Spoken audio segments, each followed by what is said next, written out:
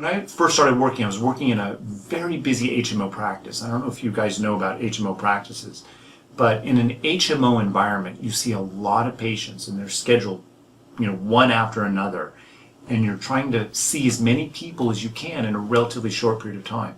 And the one thing that every patient who came in had in common was that the weight was contributing to their disease, and it was making it difficult to control their disease. So yeah, I see the same person again for yet an even higher blood pressure. I'm like, oh my goodness, we just went up on your medication last visit. I guess we've got to go up on it again. There's got to be a better way. And indeed, we've always known there is a better way. And even in medical school way back when, the professors would recommend, first and foremost, encourage your patients to eat right and to diet and exercise and to try and control these medical problems, what we call the metabolic disease process. The problem is, although we all know it, it's very difficult to do. And it's difficult to convince patients that it's something that they can do or that they would want to do and that it's sustainable. And the most important, significant objective at this point is achieving perfection in your health. Let's focus on that. Let's get the health taken care of. Let's get rid of this extra inflammatory tissue and then go back and eat the way that you're going to normally eat. This is what I was going to say. We all know how to gain weight. Food is so readily available, it's so good, it's so cheap, right? But not many people know how to lose it just as easily as they can gain it. And I've always felt that, we've got to be able to lose weight just as easily as we can gain it, or we're always going to be fighting an uphill battle. No breakfast, have 5 bites of food for lunch, have 5 bites of food for dinner, maybe a few modifications here and there depending upon the person. Try not to snack, period, not until we're done. And then drink anything that you want to drink as long as we keep the amount of carbon in it down as much as possible. So I ask for no calorie drinks. Diet drinks are okay. Still, there's some carbon, obviously, that's what gives it its color and its flavor. Although it might not be enough to be measured as a calorie, it's still there. So try and curtail a little bit. But all the water you want, and then all the coffee you want. Obviously there's a lot of carbon in coffee too, but in coffee you get a lot of caffeine, and that caffeine helps to stimulate your metabolism a little bit, but it suppresses your appetite. It's actually a really, really good way to suppress your appetite. So that makes it even easier to stick to the diet.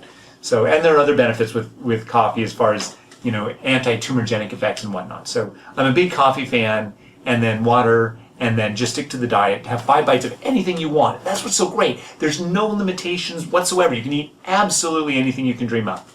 Just stop at 5 and think about it. Once you've had it, you've had it.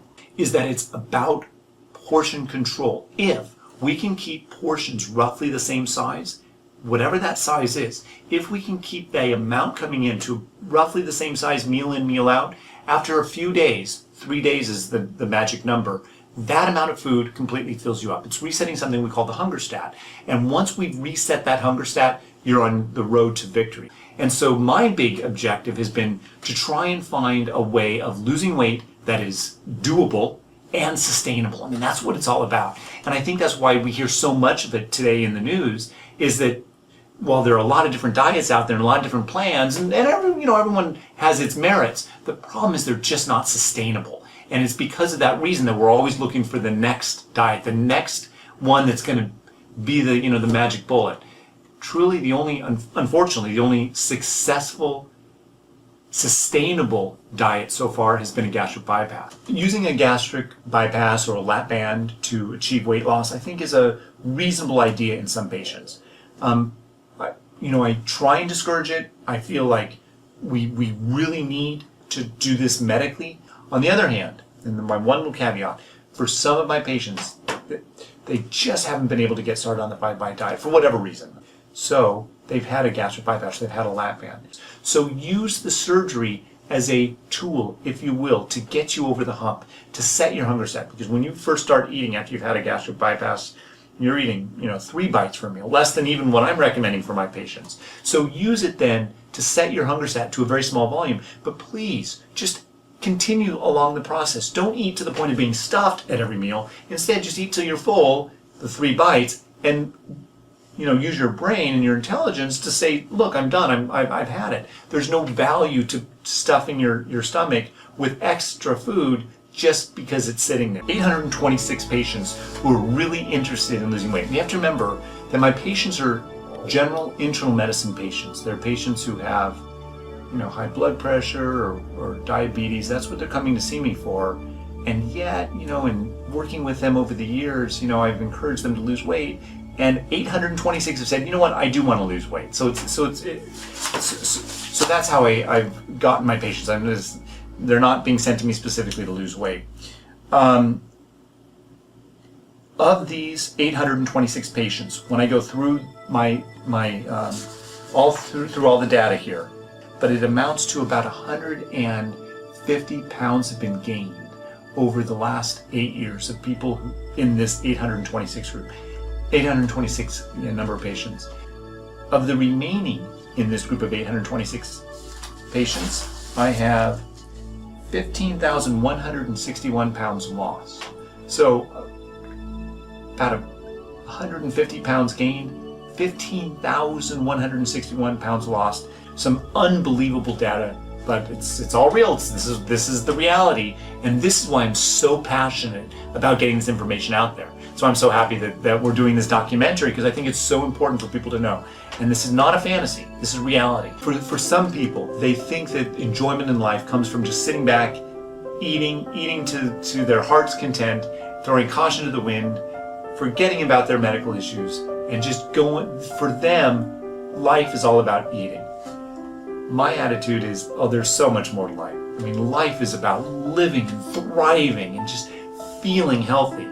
Allowing your internal organs to work the way they're supposed to. I mean, that's what it's all about. Oh, and by the way, I don't miss out on a thing. I eat things that people who are on diets refuse to eat because they can't, or they've been told that, it's sort of sad, I feel, But there are some people who just don't see the light at the end of the tunnel. They don't see that life could be better, that being thinner, they would actually be happier, they would be healthier, they would feel free. They just don't see that. And honestly, for those patients, I can't help them. I try, believe me, I hit my head against the wall working with people and trying to convince them of the benefits that they can expect when they lose the weight. And let's face it, we're only on this planet one time. We've got one shot to make the most of this life.